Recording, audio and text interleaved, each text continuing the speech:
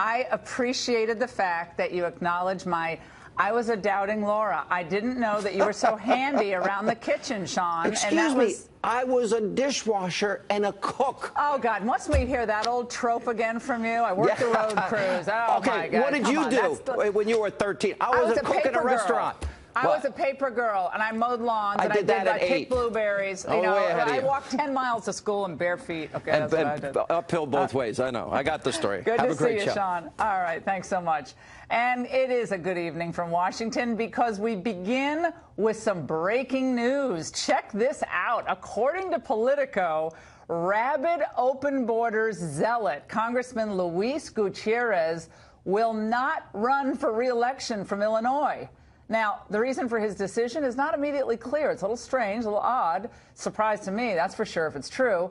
We're going to update you if we learn more later in the show. But I remember the last time I remember seeing him as he was being arrested at the White House back in August, of course, representing illegal immigrants, his community, the illegal immigrants that he said he represents.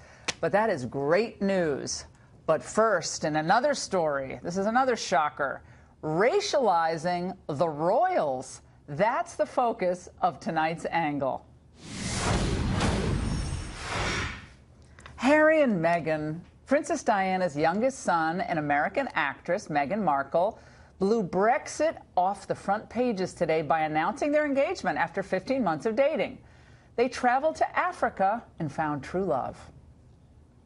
Hugely refreshing to be able to get to know someone who isn't necessarily within your circle, doesn't know much about me, I don't know much about her. So to be able to start almost afresh, right from the beginning, and getting to know each other step by step, and then taking that huge leap of only 2 dates, and then going effectively on holiday together in the middle of nowhere, and you know, showing a tent together and all that kind of stuff. It was fantastic. How sweet. And when Buckingham Palace formally announced the Harry-Markle engagement today, Prince Charles and the royals couldn't have been more pleased. Thrilled, thank you very much, to both of them. I hope they'll be very happy indeed, is all I can say. I always feel like I need a translator. I couldn't quite, he was happy. And you'd expect he's a proud father. But it was the reaction on social media. I was reading some of this on the way into work today, and I was screaming, both laughing and kind of crying. But it was kind of a shocker. Just moments after the engagement was announced, the social media was awash in racial overtones.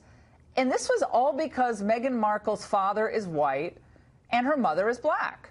So suddenly, tweets and Facebook posts were harping on her racial identity. Now, warning, you got to forgive me here. There's a lack of basic grammar and punctuation, as in many tweets. Here we go. Some folks in England are about to lose their minds. Meghan Markle is biracial, black mom. She's older than he is, and she's an American actress. Hashtag black royalty. Another one. Good time to remind everyone that Meghan Markle is black, since I know y'all going to try and whitewash the out of her. Another. Meghan Markle's mother, Prince Harry's now future mother-in-law, is a black African-American woman, social worker from L.A. with sister locks. Man, look, if that's blank don't make you smile big, congrats to the royal fam bam. I don't get fam bam. Y'all couldn't be more lucky to get both. Another one. Meghan Markle is white passing. She looks white. She's not even someone that like Jasmine Sanders, who has light eyes and very light skin, but you can tell is black biracial. I straight up thought that was a tan white woman. Another. How much black is Meghan Markle? I just want to know that so I know how much blackness to expect from this wedding. Is she black enough for the Cupid shuffle wobble? Hashtag royal engagement. Another to torture you with. Y'all, Meghan Markle is of mixed race. We got a black princess. Hashtag Meghan Markle. Well, actually, Meghan Markle will not be a princess. She'll be a duchess. And I know we're fascinated by royalty, but must we transfer our racial hang-ups onto this young, happy couple? Can't we just celebrate and be happy for them for their engagement and leave it at that? And as for the racially obsessed, in point of fact, Markle will not be the first black royal in Europe. That would be this woman, the beautiful Princess Angela of Liechtenstein, who married Prince Maximilian back in 2000. And Meghan Markle's race is probably the least interesting part of this story. Now, why am I saying that? Because it turns out the Queen is permitting Harry to wed not only a divorcee, because Meghan was divorced, but possibly more historically significant, a woman who was raised Catholic. So let's forget about the race of the royal bride or how she identifies. We've had a biracial president of the United States, and we're about to have a biracial member of the English royal family. But not every moment has to be about race. Now, let me get back to my Cyber Monday shopping. There's a royal wedding medallion and plate that I can order, and it's apparently 75% off. I don't care about the color of the plate either. And that's the angle. Joining us now to analyze, Horace Cooper. He's the co-chair of Project 21, and from New York, Clay Kane. He's the Sirius XM radio host and Democratic strategist. All right, Horace, let me start with you. Like, the morning, going into work, going to do my radio show, and I start seeing, I mean, there were some tweets that were so, I mean, they were so profane, as is Twitter is wont to be, that were so over the top. Like, get ready, bees. This is our bee who's going to be, you know, in Buckingham Palace. I mean, getting a lot of things wrong about that, but why does everything have to be about race here? Why is it relevant to this? It's not relevant, and it's actually pretty sad and pitiful. Here's the thing. If this were 1955 and I saw some of these kind of comments, I'd go, which segregationist racist said this today? They noticed in the 1940s and the 1950s every single aspect about anybody's race as their primary attribute. It wasn't, is this person going to pay their bill? Is this person going to buy this house and move in and be a good neighbor? It was what color? What color was their grandmother? That kind of weird fixation. And we got away from it, but all of a sudden, progressives have brought it back. And too many times, I don't hear anybody on the left saying, stop that. Don't do that. They condemn a lot of white Americans and many Republicans who weren't even around actively holding office in the South for their silence while this misbehavior was taking place. Well, we're here now. People are around. Why aren't we seeing condemnations? Some of the things you said, I just think that was outrageous. Not just bad, outrageous. Clay, let's go to you on this, because the future Duchess actually has said before, when she was dating Harry, she said she found it disheartening and discriminatory that some in the media were focusing on her racial identity and not just on their relationship, because it centered on her racial background. Why the obsession with her race when it's just a happy couple? I mean, aren't we supposed to be about content of our character, not the color of our skin? Well, aren't we there yet? Well, what you're talking about is a comment she made to the British press, because they were calling her something like a L.A. gangster, that she's straight out of Compton, that she's from South Central.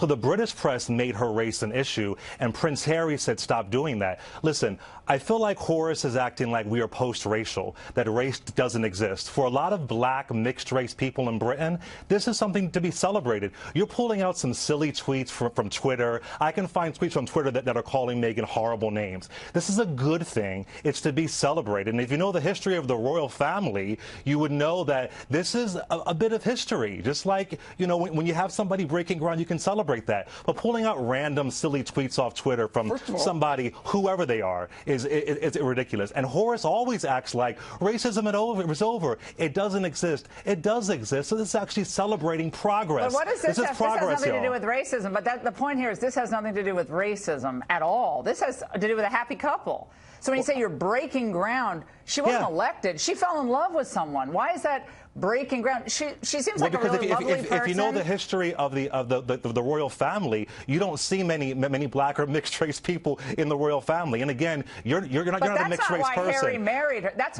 not why he married. Prince Harry is marrying it's still symbolic, her, right? Laura. It's still symbolic, and it's still important. If you don't think it's important, then you're not a black or mixed race person from Britain. Okay. It's important. Wait. First of all, no, hold on. I have to ask both of you a question. I want to be fair and balanced here. And Horace, there is a sentiment here that certain black people aren't authentically black. I've seen it directed at my old boss, Justice Thomas. I've seen it directed by people like Tom Sowell. other African Americans who don't think a certain way about race or act a certain way? Is there something about being authentically black? Is she not authentically black? I saw that all over social media today. I think that is the nasty idea that race is who we are and not simply an attribute of who we are. The truth of the matter is, if there were some tweets that happened to say, we like the fact that this wonderful woman has this background, and we had read that, we might have said, that's interesting. There are several tweets like that, Horace. But there are several tweets like that. My point is, there's been no condemnation of the kinds of comments that have no basis in reality and show a fixation on race. And we are never going to get to the point where people are human beings as long as we revel in this fixation. Listen. Clay, let's give you the last word. Okay. Acting like race doesn't exist is not going to make race go away. It's not going to make racism go away. We have to be able to see color and accept it, see color and talk about it. And acknowledging that she is a black mixed-race woman is not a bad thing. I don't know why that threatens you or makes you uncomfortable or scares you. It's not. It's a good thing to be celebrated. It's progress in the royal family, and for a lot of black mixed-race people in Britain, this is a good sign. It's a good thing. And maybe you just can't understand that or relate to that. I can't understand a racial fixation, and that's what we're seeing. Celebration is not fixation, Horace. Celebration is not fixation. No, it's not. Saying that she is a black mixed-race woman in the royal family is not fixation, and you can't compare it to 1950. That drove segregation by saying the primary thing about a person is their race. I don't think that's what she wants. No, I don't think she wants that either. I don't think she wants that either. She's just a young woman who's getting married. Exactly, and she's talked about her race. But why is so much in America? A lot of this came out of America. Why are so many and the British press is too, Laura. And a lot of these people are in the Al Sharpton, Jesse Jackson race-focused mindset. Al Sharpton didn't say anything. Why are we placing their hang-ups on this happy couple? They're happy because they're in love. Absolutely. I imagine Prince Harry is in love with her. It doesn't have anything to do with her skin color. It's that he fell in love with her. Again, celebration is not fixation. Celebration is not fixation. All right, both of you, I'll see you next time. We'll have another conversation about this, I'm sure. And coming up, Democrats are mostly staying quiet about John Conyers' sexual harassment scandal. What is that all about? That debate ahead.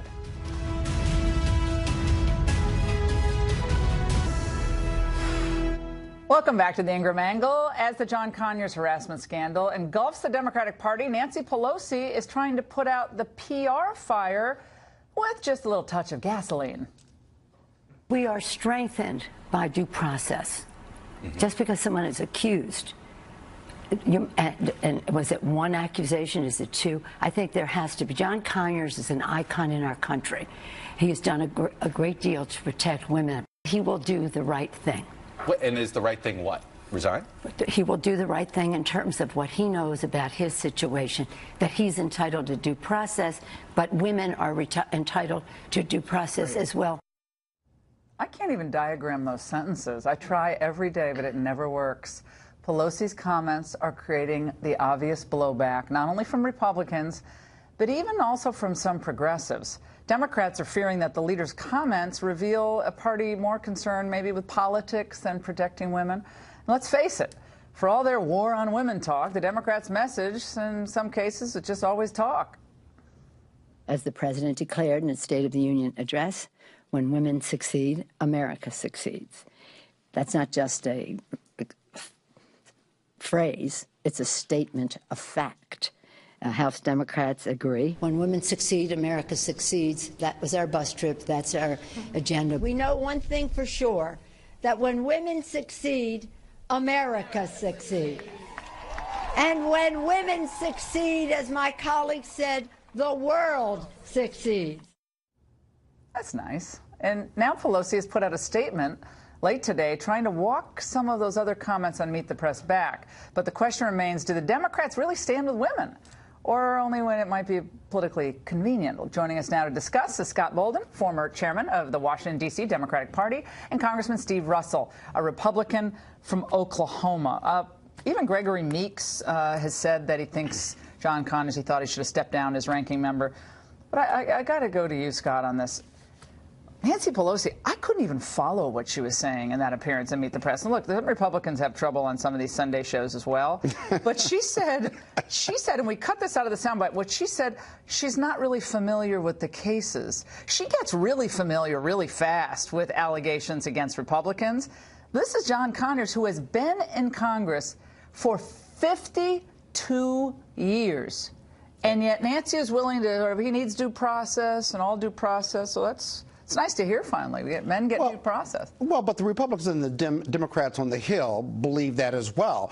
Not just due process, but the Ethics Committee should go there. I think what Nancy Pelosi, in her inartful way, was trying to say is that he can be both of those things. He can be an icon, he can fight for women, and he can have these sexual allegations. None of it's good, none of it's appropriate, and I also think that behind the scenes, before the deal was cut, she knew that he was going to step down, which he did the next day, and if she's walking back, it's only because she was inartful about it. But the fact of the matter is she supports Congressman Speyer's bill, she supports adding resources to the ethics investigators, she supports non-disclosures going away, and she supports that the public funds should not go to settle some of these lawsuits. And so those are the most important things. Congressman, Nancy Pelosi had never talked about this shush fund, as we call it here.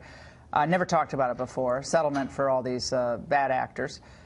Don't know who these people are still, and so now it's kind of getting some traction. We talked about it, I think, first on cable, and now it's everywhere.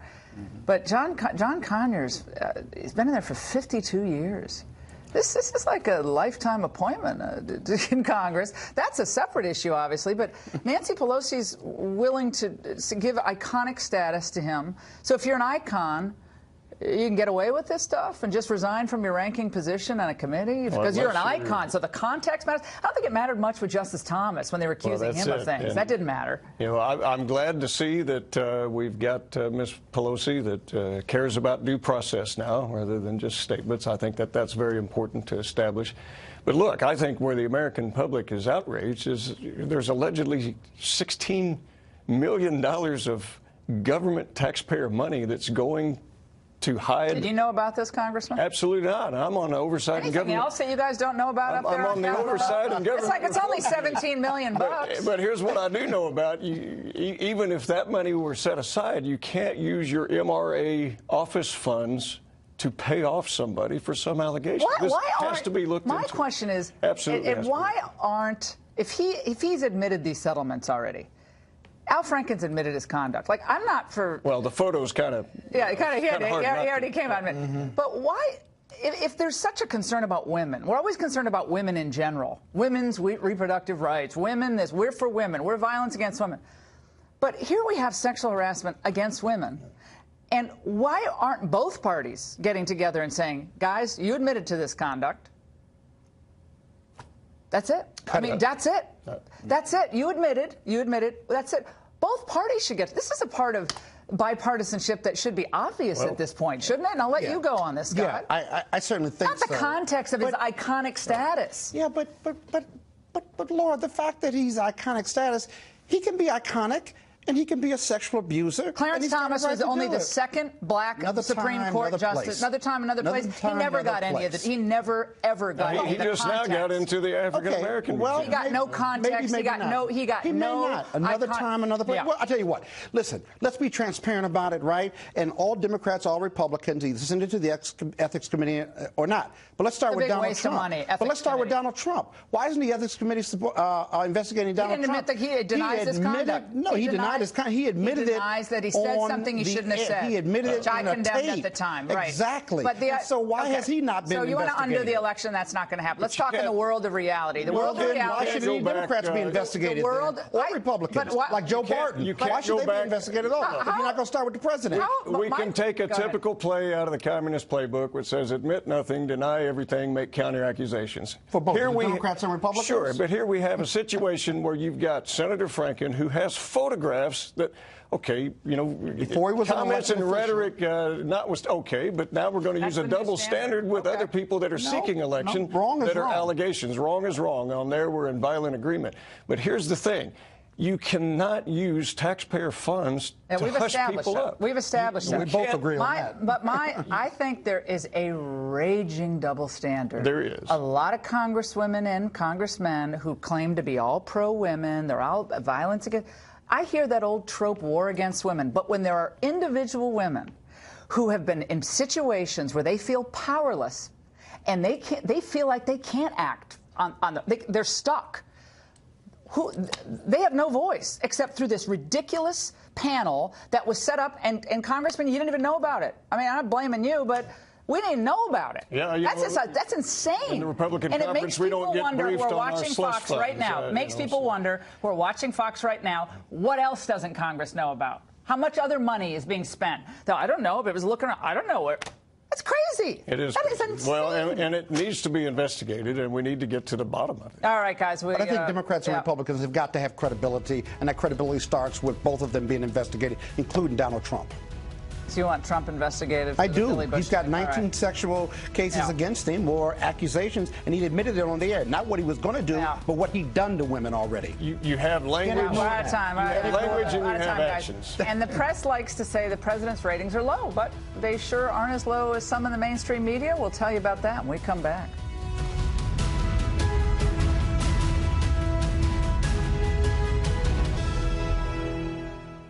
The press has no trouble attacking the First Lady or the President, of course. They're good at that. But when he fights back, suddenly the First Amendment is in peril. Are Trump's attacks on the press really an attack on our democratic norms? Daily Beast editor-in-chief and CNN political analyst John Avlon seems to think so. We shouldn't normalize the spectacle because it is a serious constant attack at our democratic norms, going after the press, going after individual entities. Joining me now on this newest bout of hyperbole is Fox News senior political analyst Brit Hume, his first time on the Ingraham angle. Hi, Brit. How are you? Hi, Laura. You got me up past my bedtime. It's great to see you. Thank you for joining us. So, thank you. Is our pleasure. First Amendment in peril because Donald Trump sent out that tweet about CNN International and his comments about fake news? Well, certainly not because of that tweet, and I would say, broadly speaking, that Trump's criticisms of the media, which have been, pretty consistent, pretty frequent, still haven't added up to anything that would threaten our First Amendment freedoms. We in the media in this country enjoy a level of freedom and protection that is rarely available, almost nowhere else on earth, and we're pretty invulnerable to government officials and politicians. There's not much they can do to us. The Supreme Court is there to safeguard our rights and has consistently done so to the point where, for example, if someone wants to sue for libel, they have to prove that the offending party has committed either a reckless or a willful act of falsehood. That's pretty hard to prove. In my own career, Laura, I've been spied on by the CIA. I've been sued for libel. I've been criticized by name. And here I am after all these years. And that's because we're protected in this country. There's just not much Donald Trump can do to the media. I was sued for libel when I was 19, Brett, at Dartmouth. Professor sued me. I learned a lot about the First Amendment, but ultimately unsuccessful. But you're right. I was thinking about Obama, President Obama, and he had a seemingly very chummy relationship with the mainstream press, oftentimes. But then we had the James Rosen controversy. Cheryl Atkinson, the journalist, said her computer was actually hacked into. His comments about Fox News, other supporters' comments about talk radio, routinely belittling Fox and conservative internet, websites and so forth. So I could make the argument that in maybe a kind of sophisticated way, or not so sophisticated in some way, the Obama administration was much more hostile to an unfriendly, critical press. I would agree with that, Laura. I think that what was done in the case of James Rosen was grossly improper. It should not have happened. It was an abuse, and yet in the end, James Rosen is still working at Fox News and doing better than ever. And Cheryl Atkinson is certainly out there still. We are just in too well protected a position to be knocked off by or thrown off our work by government. Not only that, it's not just that we have these protections, but we in the media also have power. So we're pretty safe. Well, they don't like to be they don't like to be yeah, sorry, Brett, but a lot of people in the media, especially CNN, MSNBC, they don't want to be criticized. The idea that anyone's going to call their wisdom into question or their prognostication abilities into question, they don't like that. They never liked it. They never wanted to be called out, not by other media outlets, Media Research Center, whether it's a website or it's a talk radio. They don't like that. They don't like that. They want to be the invulnerable, invincible folks. And I'm talking about some of our other friends on other networks. I mean, we don't always get it right, but you're not immune to criticism either. You can dish it out, but you can't take it. I want to talk a little bit about President Trump's comment today at that Code Talkers ceremony and play the soundbite. Let's watch. You were here long before any of us were here, although we have a representative in Congress who they say was here a long time ago. They call her Pocahontas. But you know what? I like you because you are special. Now, Brett, I'm not sure why the president had to bring up Elizabeth Warren. I mean, we're not really in the campaign, not in 2020 yet. I mean, maybe it was on his mind because of the Consumer Financial Protection Bureau issue. I don't know. We're going to handle that later in the show. But what about that moment? They're going crazy. The left's going crazy about that. I agree with you, Laura. I don't think it was a very gracious thing for him to do, and he does a lot of ungracious things. Grace is not his strength. He's ungenerous to people. He's constantly carping about people who are much smaller than he is. I'm not sure what that accomplishes. But I don't think it's a threat, and I don't think it's racist. Your earlier segment brought this to light as well. That term is flung around with abandon today, and it is a tragedy because the great achievement of the Civil Rights Movement, greater even than the important laws that were passed, were the consensus that it brought about that racism is wrong and not to be tolerated. And an overwhelming, prohibitive majority of Americans feel that way. And for that term to be flung around with abandon is an abuse. And there's been much too much of it. And I think that for Elizabeth Warren to call it a racist slur is unfair. It's wrong. She's a big girl. What he said is essentially harmless, if crude. My view of that is just move on. All right, Brett. I really appreciate it. I mean, it is kind of funny, but it's probably not necessary. And I've seen President Trump be incredibly gracious toward people. He is very gracious, and he can turn on the charm when he wants to. But there, he had to hit the dig into. Well, at least he didn't call her Pocahontas, Britt. Look at it that way. It could have been even more perhaps ungracious. I appreciate it. Thanks so much. And straight ahead, absolute chaos at a powerful federal agency, one you might not know a lot about, that claims to be independent and nonpartisan, and yet it seems to be the exact opposite. Also claims to work for the American consumers. But did it ever really do that? A full report when we return.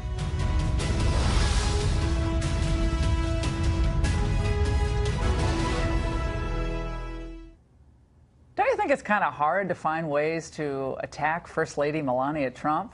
She's poised, she's dignified, incredibly gracious. And attacking her shoes, well, they tried that. That didn't work. So the media's latest tack is to insinuate that the First Lady is like Eva Gabor in Green Acres. In this latest hit piece on FLOTUS, Vanity Fair writer Sarah Ellison claims that a source told her that Mrs. Trump never wanted to be First Lady because of the intense exposure, as though she were some wilting wallflower or something. Then Ellison kind of jumps the shark by leaping to this conclusion. There may never have been a First Lady less prepared for or suited to the role.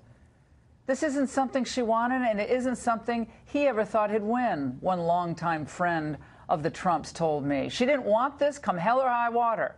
I don't think she thought it was going to happen.